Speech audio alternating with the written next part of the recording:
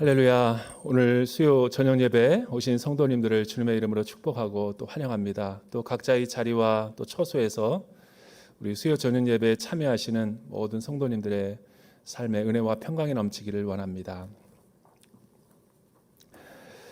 오늘은 저희가 이제 소위 목회 서신이라고 알려진 이 디모데 전서, 또 디모데 후서, 또 디도서까지 우리 같은 이 장르에 있는 이 목회 후기 바울 서신에 대해서 공부를 하기를 원합니다.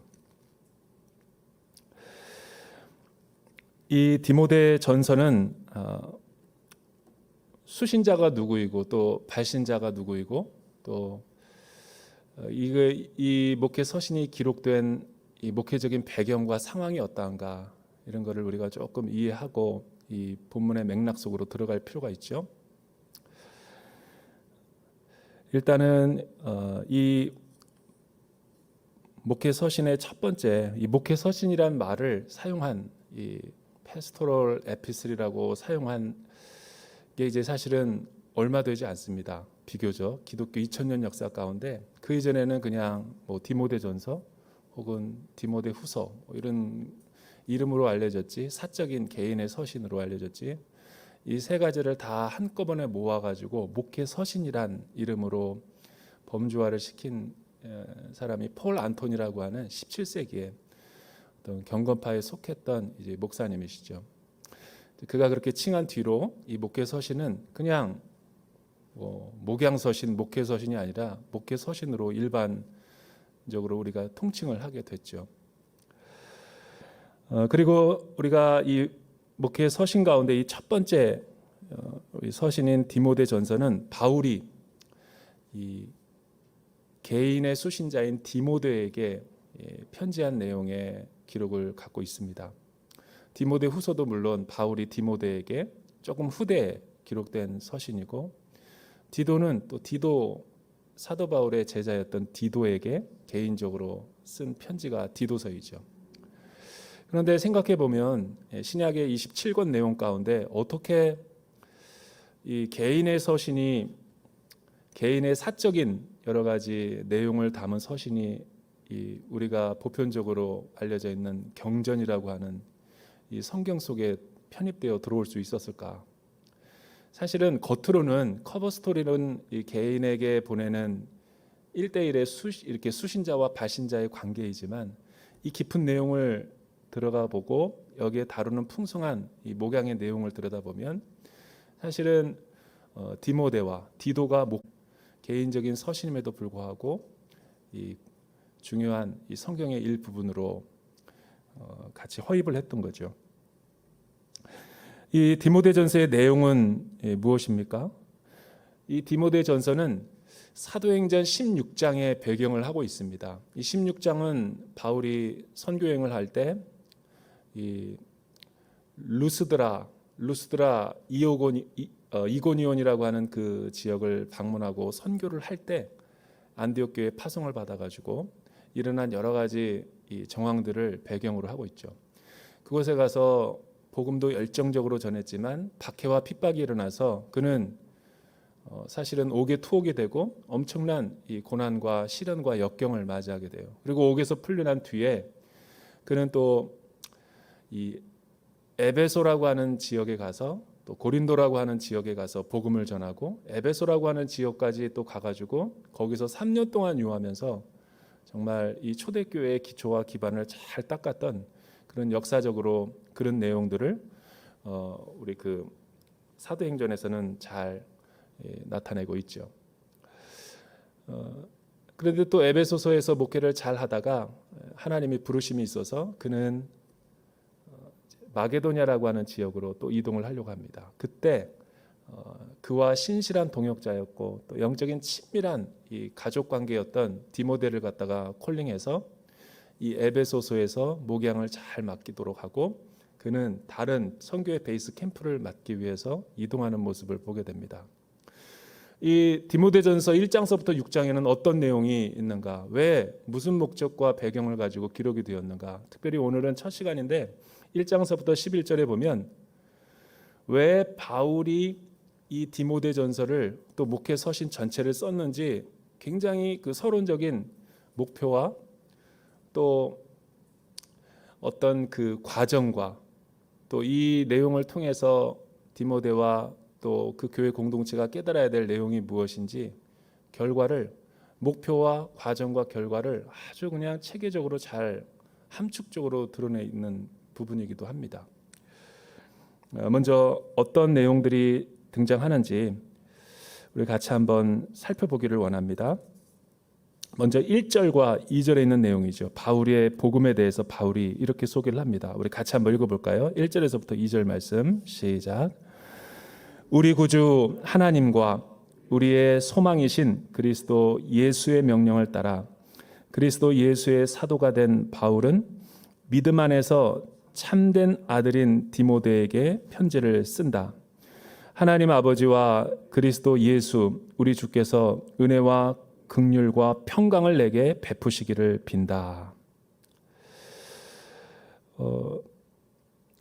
자기가 어떻게 이 사도의 직분을 감당하게 됐는지를 굉장히 짧지만 함축적으로 상징적으로 잘 우리에게 표현해 주고 있고, 또 그가 믿음의 아들인 신실한 동역자인 디모데와 어떻게 영적인 관계성을 맺고 이 하나님의 미션 가운데 같이 사역을 하게 됐는지를 잘 또 설명하고 있으며, 또 마지막으로는 사실은 성경 전체를 읽어봐도 어떻게 이렇게 복음을 함축적으로 이 한 문장도 안 되는 몇 개의 구로 설명할 수 있을까? 바울다운 복음의 대가다운 면모다. 복음이란 무엇입니까? 우리가 많은 사람들을 대면할 때 복음을 소개하기를 원해요. 근데 복음이 뭐예요? 여러 내용이 있지만 세 단어로 함축적으로 이야기를 하고 있습니다. 하나님의 나라의 복음이라고 하는 것은 예수님의 십자가의 사건은 은혜와 긍휼과 평강이다. 얼마나 놀라운 복음의 실체를 우리에게 가르쳐주고 있습니까?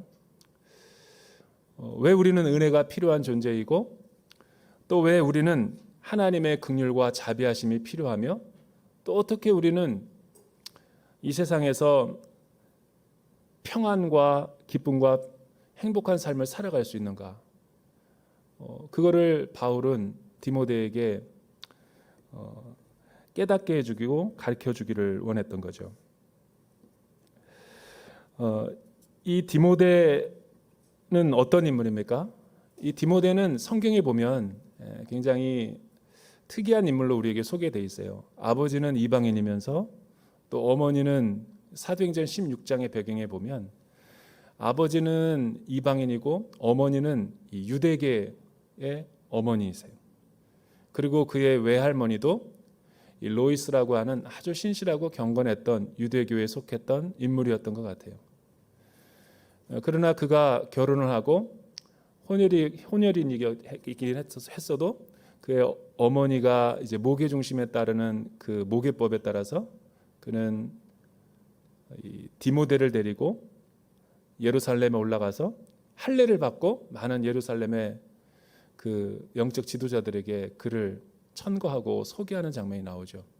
사실은 이방인이었던 그의 제자 디도는 그렇게 하지 않았거든요. 굉장히 메시지가 있는 부분이에요. 왜냐하면 그의 어머니가 유대인이었기 때문에 그런 거죠. 그리고 그는 이 디모데를 데리고 영적으로 훈련을 시키고 또 코칭을 해주고 복음을 제자화해가지고 그를 데리고 다니면서 뭐 골로새 교회와 빌립보 교회와 심지어는 빌레몬서에도 나와요. 데살로니가 교회에도 함께했던 것으로 나타나고 고린도전서에도 그의 이름이 등장합니다. 뿐만 아니라 그는 많은 초대교회에게 바울이 핵심적인 역할을 수행할 때 항상 데리고 다녔던 인물이에요. 그리고 많은 교인들에게 소개를 할 때 나의 사랑하고 믿음 안에서 참된 아들 디모데, 그리고 나의 신실한 동역자요 의의 열매인 디모데를 여러분들에게 소개합니다. 그는 영적인 아비와 자녀의 관계로 디모데를 소개하고 있어요. 여러분, 우리가 신앙생활 할 때 그렇게 소개할 만한 인물이 몇 명이나 될까요? 바울은 그 정도로 가족 공동체처럼 그를 데리고 다녔다라는 거죠. 그리고 또한 1차, 2차, 3차를 다닐 때 심지어는 옥에 투옥이 됐을 때도 디모데도 함께 했다. 감옥에서 나와 함께 동역자된 디모데가 너희에게 문안하노라. 그러니까 옥에 갇혔을 때도 디모데도 함께 생사고락을 같이 한 거예요. 그러니까 얼마나 그 복음으로 혈맹이 된 두 사람의 관계인지를 우리에게 잘 보여주는 거죠. 뿐만 아니에요. 그러니까 선교의 동역자였죠. 가족 공동체 일원이었을 뿐만 아니라 선교 동역자였고, 또한 그는 굉장히 하나님 나라의 중요한 일을 수행했던 인물의 한 사람이었죠. 예루살렘에 헌금을 모금하러 갔을 때도 그 중요한 임무를 하러 갈 때 다른 사람을 다 안 데려갔는데 디모데를 옆에 대동하면서 이 이방인의 헌금을 모아가지고 예루살렘으로 갔던 그 내용을 사도행전이 우리에게 소개를 하고 있습니다. 이 정도로 디모데와 이 바울의 관계는 영적인 친밀함을 가지고 있었던 사람이었다. 그런데 이 마게도냐로 떠나려고 할 때 바울이 걱정이 있었던 것 같아요. 그게 무슨 걱정이었습니까? 여러분, 우리 3절과 5절까지 같이 한번 읽어볼까요? 3절에서부터 5절 말씀 시작. 내가 마케도냐로 떠날 때 내게 당부한 대로 너는 에베소에 머물러 있어라. 이는 어떤 사람들을 명해 그들로 다른 교훈을 가르치지 못하게 하고 신화와 끝없는 족보의 마음을 빼앗기지 못하게 하기 위한 것이다. 이런 것들은 믿음 안에서 하나님의 경륜을 이루기보다 오히려 쓸데없는 논쟁만을 불러일으킬 뿐이다. 이 명령의 목적은 깨끗한 마음과 선한 양심과 거짓 없는 믿음에서 나오는 사랑을 이루는 데 있다. 바울이 선교여행 도중에 하나님의 특별한 이 마음이 있어서 선교 임지를 옮기려고 할 때 이제 에베소를 이제 누가 디도가 적합한지, 디모데가 적합한지, 아리스타고가 좋은지, 소스데네가 좋은지 막 고민했을 거 아니에요. 브리스길라와 아굴라 부부가 적합한지. 그런데 그의 에베소의 목회 지역에 딱 어울릴 만한 인물은 디모데였다라고 그는 자신 있게 여기에 편지의 내용에 수록하고 있는 것을 보게 되죠. 왜 하필 디모데였을까? 여러분 1장서부터 6장까지 쭉 한번 이 조망을 해보면 이 디모데를 기록한 목적이 정확하게 드러나고 있어요. 첫 번째로는 세 가지를 핵심적으로 다루고 있는데 이 디모데서는 먼저 이 교회의 진리를 잘 보존하고 기독교 진리를 신앙으로 잘 전수하기 위해서 전수하는 목회 지침과 방법들을 이 아들 디모데에게 가르쳐주고자 한다라는 목적이죠. 왜 그러냐면 여러분 우리가 사도행전을 보면 알듯이 고린도와 또 아덴, 에베소 이런 무역항에 있고 이 헬라 철학이 강력했던 견고한 지역들을 보면 뭐 굉장한 무역이 있고 엄청난 이 발전된 문화가 있던 지역이었죠. 사상의 왕래가 많고 대도시였고 그러다 보니까 세계 각종 사람들이 다 모이고 가장 발달된 문명 가운데 사니까 이런 사람들은 여러분 도시가 끊임없이 유동적이고 발전하고 새로운 사상이 유입된다는 건 뭐냐면 새로운 것을 좋아하는 거예요. 그러니까 아덴에서 아레오바고 광장에서 바울이 변증을 할 때 이방인들과 그들이 왜 바울의 설교와 바울의 선교와 바울의 복음을 귀담아 들었어요? 믿음이 있어서가 아니죠. 십자가의 도에 대해서 복음에 대해서 전혀 들어보지 않은 사람임에도 불구하고 어떤 새로운 것에 새로운 사상과 새로운 이야기를 하는 것을 장려하고 토론하는 그 토론 문화 광장이 있었던 거예요. 마치 살롱이죠. 지식인들이 모여가지고 서로 토론하면서 서로 지식과 교양을 쌓는 그런 곳이 아덴, 고린도 그리고 에베소 이 세 개의 델타 지역이 바로 그런 지역이었죠. 그러니까 여러분 에베소가 얼마나 그 거짓된 사상들과 다원주의 사상과 문화들과 물질주의적이고 또 굉장히 그 세속화된 도시였다라는 걸 우리가 알 수 있어요. 이 도시에 떠나려고 하니 마음이 좀 걸렸겠죠. 그러다가 디모데에게 모든 이 양무리들과 교회 목회를 잘 맡기는 거예요. 그러면서 지침을 주는 거죠. 교회 진리를 너가 어떻게 잘 보존하고 거짓 교사들을 어떻게 너가 대응해서 싸워야 되는지 선한 싸움에 대한 방법론을 여기서 가르쳐 주는 거예요. 그러니까 진리를 얘기할 때는 항상 거짓 교사들이 등장하는 거예요. 두 번째는 이 디모데전서를 통해서 이 세우고자 했던 영적인 질서는 교회의 위계와 교회의 권위와 질서를 바로 세우고자 했던 거죠. 교회는 어떻게 경영되고 운영되어지는 곳입니까? 바울은 이 디모데전서에서 강조하는 것은 기도와 예배를 어떻게 우리가 경건하게 잘 드릴 것인가를 예배에 대한 방법론을 코칭해 주고 있는 것을 보게 돼요. 교회는 여러분 사람의 인위적인 방법론으로 마케팅적인 요소로 경영되는 것이 아니라 기도와 하나님을 경외하는 그 예배를 중심으로 해서 움직여지는 거룩한 공동체라는 거죠. 그러니까 세상의 원리와 유사하면서도 질적으로 완전히 차원이 다른 모임이 에클레시아라고 하는 교회 공동체인 거예요. 마지막 세 번째로는 이 교회 직분자들을 세울 때 각별히 조심을 해야 되는데, 교회 직분자를 세울 때는 아무나 세워서는 안 된다. 아무나 세울 경우에는 교회가 어지럽혀지고 위태로워지고 거짓된 교사들에 의해서 공동체가 쉽게 무너지기 때문에 너는 기억해야 될 것은 반드시 감독이라든가 장로라든가 집사 직분을 세울 때 검증을 하고 또 체크하고 점검해가지고 사람이 잘 세워지도록 당부하고 있는 거예요.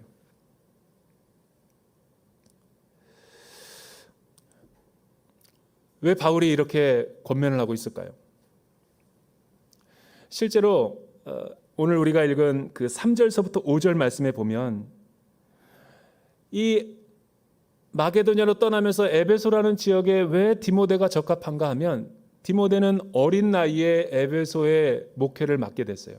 자기가 맡고 싶어서 맡은 게 아니라 바울이 위임했다고요. 두 번째는 디모데는 성경을 보면 굉장히 육체적으로 연약했던 사람으로 나와요.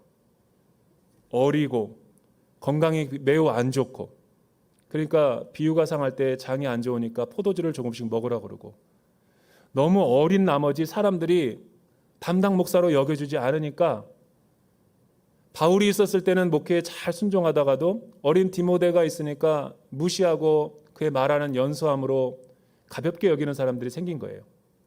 그러니까 그러하지 못하도록 너의 중심을 바로잡을 것이 있는데, 그것이 뭐냐면 진리의 하나님의 거룩한 말씀이라는 거예요.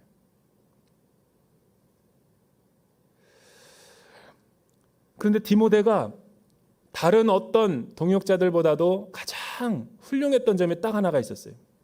지적으로가 아니고 또 어떤 외모의 풍채가 아니라 다른 사람들보다 더 뛰어났던, 아마 바울의 시각에서 선교 동역자로서 하나님 나라 운동의 동역자로서 디모데를 강력하게 초대교회에게 천거했던 이유 가운데 하나는 그는 양심이 굉장히 순수했던 거예요.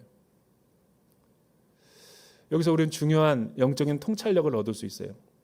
여러분, 하나님 나라 일은 누가 가장 적임자일까요? 많이 배운 지적인 사람? 뭐 사회에서 영향력을 발휘하는 유력자들? 연세가 많으신 경륜이 많은 어른들? 그렇지 않아요. 순수한 양심으로 때묻지 않은 믿음으로 복음을 잘 듣고 훈련을 받은 사람, 그 딱 한 가지 이유가 모든 제자들보다 디모데가 출중했기 때문에 그를 에베소의 목회자의 적임자다 생각하고 세운 거예요. 이게 바울의 원리인 거예요. 오늘날 우리가 어떤 사역의 원리로 목회를 해야 되고 하나님 나라의 영적인 일을 해야 돼요?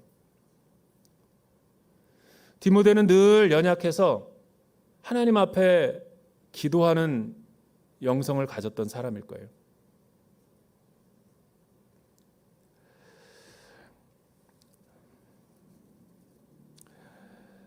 저는 이 디모데전서를 묵상해 보면서 한번 생각해 보는 거예요. 우리가 이제 계속 이 디도서까지 쭉 하면서 딱 한 가지 키워드 꼭 기억하세요. 제가 매 설교 때마다 여러분들에게 질문할 테니까 한 가지씩을 배우는 거예요. 초대교회는 어떻게 해서 그 위협과 도전도 많았는데 복음의 진리를 어떻게 잘 후대에 전수했고 어떻게 지속적으로 하나님 나라의 사업이 계속될 수 있었는가?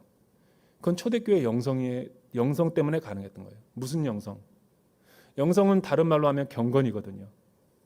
하나님을 믿는 실천적인 삶이 경건이고 영성이라는 거예요. 그러니까 복음에는 두 가지가 있죠. 복음의 내용이 있겠죠. 그걸 십자가라고 할 수도 있고 본질이라고도 할 수 있고 그 지식적인 교리도 되게 중요한데 시대가 갈수록 또한 전통이 생겨날수록 사람들은 머리로만 그 지식과 전통을 습득하려고 하지 삶으로 실천적으로 행하는 사람이 없어진 거예요. 그러다 보니 초대교회가 개발한 영성이 뭐냐면 실천적인 삶이 순종이 되게 중요하다. 어떻게 하면 그래서 순종과 실천적인 영성을 살아내기 위해서 우리가 연마해야 될 훈련의 내용이 뭔가? 그게 경건이고 그게 초대교회가 만들어 놓은 영성이라는 거예요. 그래서 이 행간의 뜻을 읽을 때 우리가 딱 하나 캐치해야 돼. 아, 이 챕터를 공부할 땐 바울이 이런 원리로 해서 디모데를 훈련시켰구나. 내 삶에도 그렇게 적용해야 되는 거예요. 대전 온누리교회와 세종교육관에도 그 한 가지 메시지를 날마다 매주마다 들어야 되는 거예요. 벌써 첫 번째 요소로서 진리를 정확하게 거짓 없는 양심으로 잘 배운 그 한 사람 디모데를 세우려고 하는 바울의 영성이 여기에 돋보이는 거예요. 왜?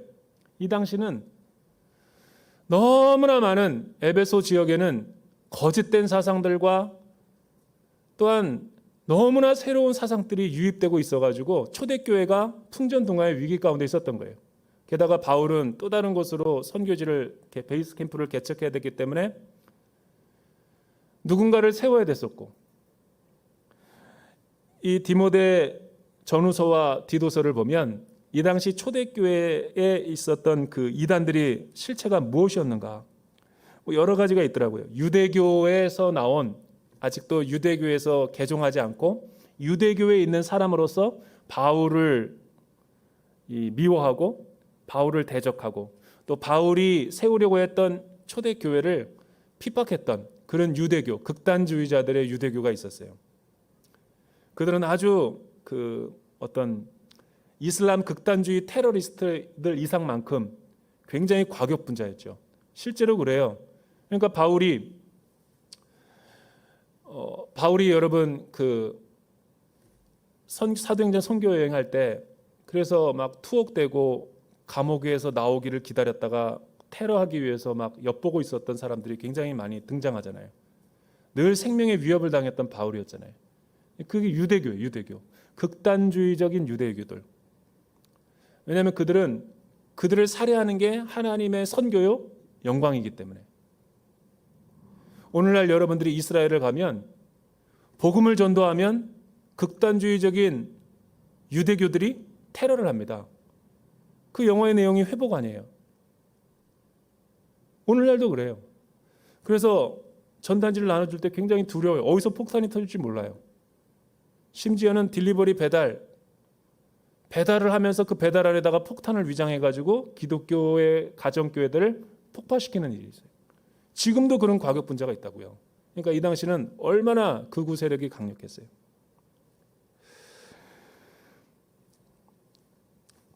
두 번째는 이 영지주의자들이 이 에베소 교회를 디모데가 목회하는 지역을 굉장히 위협하고 있었다는 거예요. 영지주의가 뭡니까? 복잡하니까 그 내용을 다 이 짧은 시간에 이해할 수 없어요. 간단하게 추려 말하면 이단이죠. 어떤 이단입니까?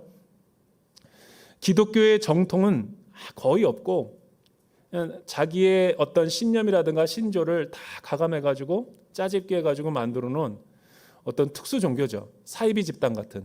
근데 이 사이비 집단이 왜 이렇게 매력이 있는가? 배타주의적이거든요. 구원이 다른 데는 없고 자기들에게만 있다. 그러니까 유사 종교 같은 것들을 다 모아가지고 짜집기를 해놓은 그런 사이비 교파가 있어요. 근데 겉으로는 교회라는 타이틀을 내고 속으로는 굉장히 세상적인 내용들의 모든 종교를 혼합시켜버린 그런 내용이 있어요. 근데 여기에 매력 있는 것은 우리는 그 신의 계시를 받았다. 암호. 그리고 사람들이 눈으로 볼 때는, 겉으로 볼 때는 그 내부로 들어가지 않는 이상 굉장히 그 거룩해 보여요. 홀리하고. 그래서 이들이 주장하는 게 뭐냐면 영이 깨끗하고 맑아야지 구원을 받는다. 그래서 금욕적이고 심지어는 육체적인 모든 것을 다 부정해버려요. 결혼도 하지 말라고 그러고, 어디서 많이 들어봤죠? 음식도 가려서 먹어야 된다고 그러고, 돈을 사랑하지 말라고 그러고, 내용은 되게 거창하고 좋죠. 그리고 우리는 마지막 종말의 구원을 받을, 여기가 노아의 방주다. 그러니 너희들이 구원을 받고 싶으면 재산을 다 정리하고 이쪽으로 와라. 그런데 들어가 보니까 구원을 받기 위해서 수많은 행위와 노력으로 그 영지주의의 그 끝없는 족보가 있어요. 신에 다다르는 데미우르고라고 그 절대 신에 이르는 경지가 있어요. 사다리. 그거를 고행과 금욕주의 행동으로 뭘 암호를 외워가지고 올라가는 거예요. 단계마다. 수행에서 떨어지면 낙오되고. 그러니까 여러분, 이런 공포와 두려움, 가스라이팅을 가지고 사람들을 갖다가 위협하면 불안함을 느끼고 굉장히 이렇게 어떤 절대자 신에 대한 존재를 믿는데, 정말 외롭고 힘들고 지쳐있는 사람들은 이런 데 흑세무민으로 빠져버려요. 빠져버려가지고 삶도 다 망가져버리고 여기에 예속되어가지고 노예로 살아가는 거예요. 신문에서 왕왕 보잖아요. 신옥주 교주. 여러분, 대한예수교 장로회 간판나요? 뭐 500명밖에 남짓하는 교회지만 크면 크고 작으면 작다고 그러지만 이 500명이 거짓된 교리에 완전히 하나가 되니까, 헌신해버리니까 세계를 갖다가 깜짝 놀랄 만한 일도 하잖아요. 500명이 전 재산을 다 바쳐. 500명이 이제 종말이 임하니까 저 브라질, 아르헨티나 어디에다가 땅을 사. 그리고 교주의 말을 다 들어요. 거기에 종말이 아니면 안 다더라. 필리핀으로 옮겼다더라. 다시 필리핀으로 다 이주하고. 거기서 뭘 해요? 농장 만들어가지고 강제 노동시켜요. 놀라운 것은 지식인들이 많다라는 거예요. 신기하지 않아요? 의사도 있고 변호사도 있고 스카이 대학 출신들도 있고. 그러니까 참 이 어메이징한 부분이 많은 거예요. 또 교회 간판을 걸어놓고 정통 교리로 해놓고 저기 어디 그 회기영인가 제기동에 보면은 또 논란이 된 교회가 있죠. 주변에 굉장히 그 어떤 제자 훈련으로 잘 알려진 건강한 교회라고 하면서 청년들이 많이 모인다고 하면서 합숙 훈련 시키면서 공포와 두려움을 조장하고 자신의 말에 맹신하게 만들고, 자기는 신적인 계시를 받았으니까 너희가 내 말을 안 들으면 구원에서 제명시켜버린다. 생명책에서 빼버린다. 이런 엉뚱한 다른 교훈과 다른 복음을 가르치면서 굉장히 그 위협하는 사람들이 많아요. 의외로. 이런 데 시달리고 온 사람들은 종교 기피증이 있어요. 그러나 외로우니까 또 와야 되니까 건강한 교회 커뮤니티 공동체를 찾는데 목마름과 그리움들이 많아요. 구원파라든가 신천지라든가 다 그런 거죠. 인간의 하나님을 향한 그 거룩한 목마름을 왜곡하고 조장해가지고 마치 자기들만 특별한 지식을 아는 것처럼 구원이 있는 것처럼 영지주의적인 사고인 거예요. 오늘날에도 계속 이런 것들이 지속이 돼요. 여러분, 안식교와 몰몬교 보면 겉으로는 되게 양복 입고 멋있게 전도를 해요. 근데 안식일의 실체가 뭐예요? 제칠, 재림, 뭐 이렇게 안식, 몰몬교의 특징이 뭔지 아세요? 저도 어렸을 때 굉장히 막 사탕점에서 전도하는 걸 많이 봤는데 영어 배우러 오라고. 그게 믿긴 거예요. 그 안에 내부에 깊이 들어가면 안식교 교리의 핵심은 뭐냐면 토요일날 예배드리자는 게 아니에요. 극단주의적인 잘못된 종말론인 거예요. 핵심이. 그 안식교의 출발이 그건 거예요. 그거를 만든 창시자가 몇 월 며칠 날 주님이 온다고 나한테 계시로 약속했다. 네, 불발됐어요. 불발됐더니 죽고 또 다음 후계자에게 넘겨준 다음에 다시 환생해가지고 나에게 계시를 받았다.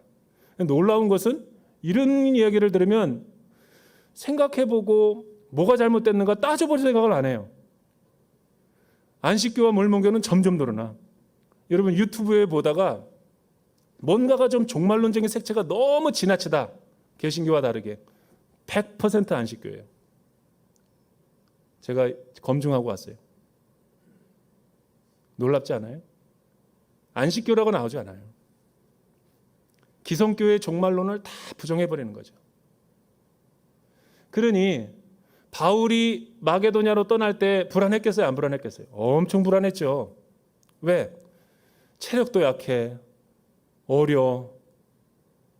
정말 순수한 믿음 그거 하나 보고 얘를 이렇게 목회제다가 세우는데 안 되겠다. 디모데 전후서를 디도서를 써서 목회적인 가이드라인을 줘야 되겠다 해서 준 게 바로 이런 거예요. 마지막, 이 당시 디모데 교회의 문제가 뭐였냐면 순회 설교자들이 문제예요. 이 고대 철학과 헬라 사상의 영향을 받아가지고 이 순회 철학자들이 많았어요. 이 당시에. 이 순회 철학자들의 특징이 뭔지 아세요? 유력한 사람들, 돈 많은 사람들이 이제 개인 가정교사로 딱 되고 이름새를 알리게 되면 그 몸값이 하늘로 치솟아요. 그리고 주로 이들은 유능함이 어떻게 평가가 되냐면 얼마나 사람들을 많이 끌어모으느냐, 조회수가 얼마나 높으냐, 얼마나 많은 사람들이 열광하고 재미있다라고 하고 그런 거에 끌리느냐. 이게 디모데 시대에 굉장히 보편적이었어요. 이 사람들의 특징이 뭐냐면 그러니까 사람들의 심리를 교묘하게 이용하는 거예요. 왜? 사람들이 뭘 좋아하는가를 연구하니까. 그래서 수사하게 발달할 수밖에 없고 이 세상 돌아가는 얘기를 많이 해줘야 되겠고 그리고 입소문이 나가지고 재미있고 웃기고 쇼맨십이 강하고 엔터테인먼트 강하니까 사람들이 막 모이겠죠.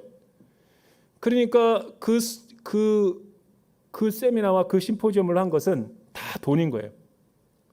다음에 이 사람을 어디 지역에 모시려고 그러면 더 많은 몸값을 요구하는 거예요. 그러니까 경건의 이익의 재료로 돈을, 이런 사람들을 모방해가지고 순회 설교하면서 이 돈을 거두어 들이는 거짓된 교사들이 있었던 것 같아요. 누가?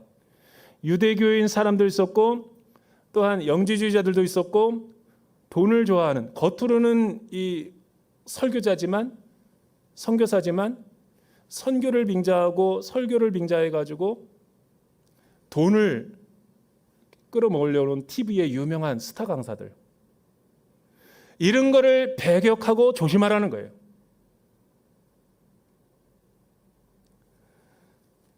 그래서 5절에 이렇게 말하잖아요. 이 서신을 쓰는 명령의 목적은 깨끗한 마음과 선한 양심과 거짓 없는 믿음에서 나오는 사랑을 이루는 데 있다. 왜? 많은 사람들이 논쟁을 하는 거예요. 이런 걸.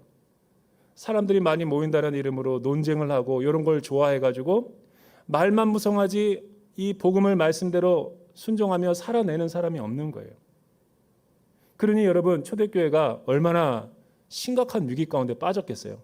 이제 막 소아시아로 전 세계로 선교의 불길이 흩어지고 있는데 만약에 사도 바울이 여기서 목회의 승부를 걸지 않으면, 바로 세우지 않으면 초대교회는 심각한 위기에 빠질 수밖에 없는 거죠. 그래서 이 진리와 교회의 어떤 예배의 질서, 순서, 그리고 교회 리더들, 직분자를 세울 때 얼마나 이런 것을 신중하게 세워야 되는가 너는 유의하라.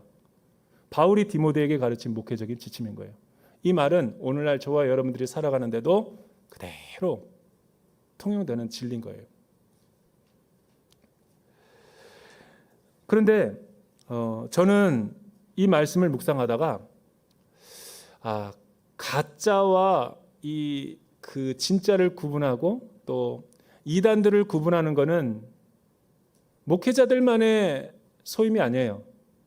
오히려 여러분들이 더 많이 만나고 자주 부딪히게 되죠. 일상 가운데서. 그런데 이단들을 딱 처음에 대면할 때 3가지 종류의 이단들이 있더라고요.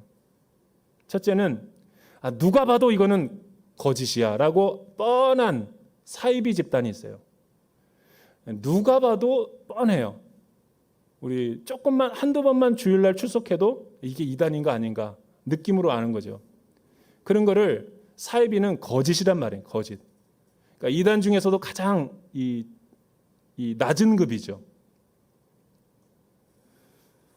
그리고 이단적인 교회가 있는 거예요. 우리가 소위 말하는 이단, 이 교회 전체 공유회라든가 교단으로부터 모든 초교파의 집단으로부터 한국교회협의회로부터 이단 판명을 받은, 그래서 다 통용되고 있는, 홈페이지에 가면 다 알아요. 이단인지 아닌지. 이런 거를 이제 공식적으로 우리가 이단이라고 하는 거고. 그리고 세 번째가 어려운 거예요. 제가 주로 대전 온누리교회 와서 세종에서 상담을 받는 대부분의 이단 상담이 뭐냐면 이단인 데가 아니에요. 이단인 것 같기도 하고 아닌 것 같기도 하고 헷갈리게 만드는 이단성 공동체, 집단, 교회, 교리들, 이런 거를 주로 검증해 달라고 저한테.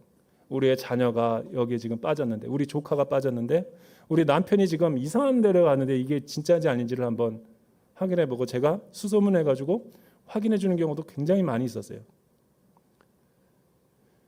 여러분, 목회자가 전문적으로 이렇게 설교도 들어보고 주보도 보고 모든 주소록도 다 확인해 가지고 검증해야지 알까 말까 하는 정도는 그건 진짜 헷갈리는 거예요.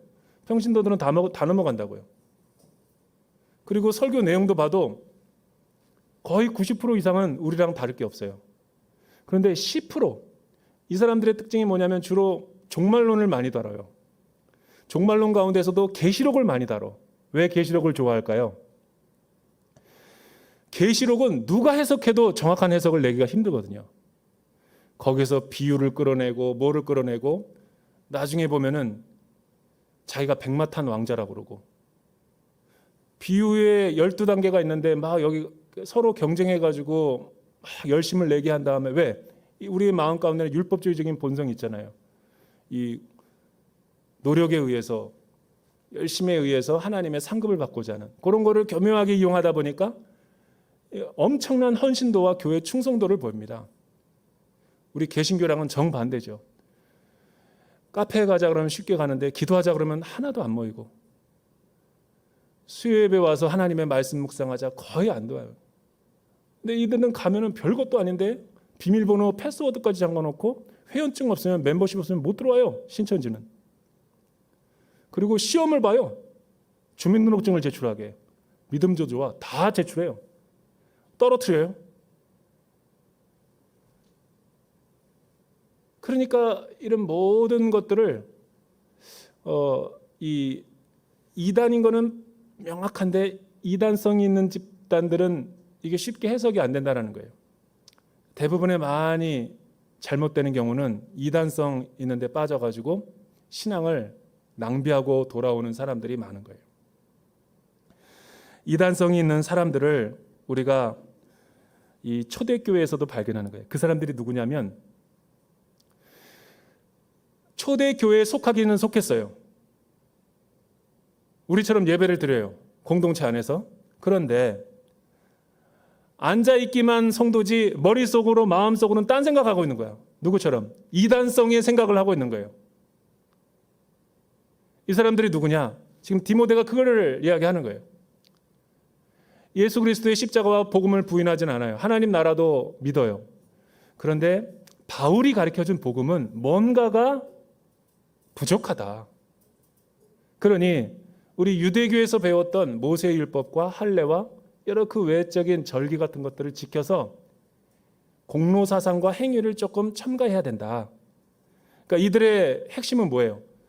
예수 그리스도의 십자가와 복음만 믿어가지고는 구원이 충족되지 않는다라는 위험한 발상인 거예요. 그런데 여러분, 이게 디모데 교회만 지금 이랬을까요? 우리 한국교회 6만 4천여 개를 다 추적해보면, 영적인 스크린으로 쫙 한번 해보면, 투시해보면 이단성 사고를 갖고 있는 성도들이 꽤 많아요. 왜 이런 이단성 사고를 우리가 많이 갖게 됐을까? 무엇을 때문에? 게으름 때문에 그런 거예요. 제가 보기에는 바른 교리를 열심을 내서 안 배우니까, 안 배우고 나서 꼭 나중에 후회를 해요. 교회가 안 가르쳐줬다. 안 가르쳐주긴 뭘 안 가르쳐요. 부패로 다 해주는데 본인이 노력을 내서 열심히 해야죠. OBC도 하고 가스페 프로젝트도 하고 김성훈 목사님이 이번에 이제 개설하는 고린도전서도 미리미리 좀 등록을 하고 해서 하나하나 배워야죠. 그래야지 영적인 면역력이 생기죠. 그러니까 이 사람들은 디모데 교회에 다 침투해가지고 은밀하게 교묘하게 들어와가지고 건강한 사람들을 갖다가 다 무너뜨려 버리는 거예요. 뭐로? 여러분, 이 거짓 교리가 얼마나 막강한 힘을 발휘하는지 헷갈립니다. 헷갈려요. 그런 것 같기도 해요. 그러니까 이 사람들의 주장이 뭐냐면 율법이 정말 바울이 말한 것처럼 필요가 없는 거냐, 이 논쟁을 불러일으킨 거예요. 그렇지 않다. 바울이 다른 데 선교여행 가고 있는 동안에 순회 설교자가 와서 특히 자기는 예루살렘에서 왔다. 예루살렘에서 왔다 그러면 서울에서 왔다는 거 아닙니까? 그 서울에서 왔다 그러면 우리는 다 좋아하잖아. 일단 믿고 보는 거예요. 믿고 듣는 거예요. 서울에서 왔다 그러니까 예루살렘에 권위가 딱 쓰고 또 내가 베드로와 야고보 사도와 친하다 뭐 이렇게 딱 보여주면 그냥 강단을 갖다가 아무나 그냥 올려보내는 거예요. 그리고 그들이 가르치는 내용을 보면 복음에다가 물 타는 거예요. 복음에다가 복음으로는 부족하고 자기 개발과 동기부여 막 이런 거를 갖다가 혼합해가지고 짬뽕 신앙을 만들어버린 거예요. 그러니까 이 물을 먹은 성도들이 다 파이프라인에 녹까지 같이 먹어가지고 영성이 바울이 가르쳐준 그 완전한 복음에서 이탈해버리는 거죠. 그러나 바울이 지금 디모데에게 가르쳐주는 것은 율법의 목적에 대해서 복음적으로 잘 설명해 주는 거예요. 바울이 디모데에게 말하기를 율법에는 세 가지 목적이 있다. 첫째는 율법은 악한 사람들을 심판하기 위해서 하나님께서 두신 선한 뜻이다. 두 번째, 율법은 예수 믿고 나서도 도덕 폐기론자라든가 무율법주의자가 돼서는 안 된다. 복음은 죄를 억제하는 기능이 있다. 그렇잖아요. CCTV를 달아놓는 이유는 뭐예요? 범죄를 예방하잖아요. 법이 있으면 일단 조심은 하잖아요. 그런데 세 번째 목적이 진짜죠. 예수 믿는 사람들. 이 율법을 지킴으로 해서 우리가 구원을 받는 건 아니지만 예수 믿는 사람들은 율법이 필요 없다라고 하고 나는 구원받았으니까 죄 안 짓는다 하고 이상한 신앙을 받아들여가지고 이 교회 안에서도 방종과 도덕적 무율법주의자들처럼 살아가는 윤리가 없는 사람들이 많아요. 잘못된 복음이죠. 그래서 세 번째로 중요한 기능은 율법은 구원을 받고도 하나님의 성품과 하나님이 우리에게 가장 가르쳐주기 원하는 선한 뜻을 갖고 있다. 그래서 율법은 폐기가 되는 것이 아니다. 단 율법은 구원을 받을 수 없는데 예수를 믿게 되면 그 율법도 유의미하고 가치가 있다.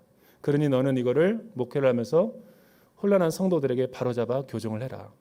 해서 마게도냐를 갔을 때 이 디모데전서를 쓴 거죠. 이 명령의 목적을 잘 들을 때 교회는 흔들리지 않고 올바로 주의 길을 걸어가는 거예요. 이런 복음의 진리를 잘 사수하고 신앙의 전수가 잘 이루어질 수 있기를 주님의 이름으로 축원합니다.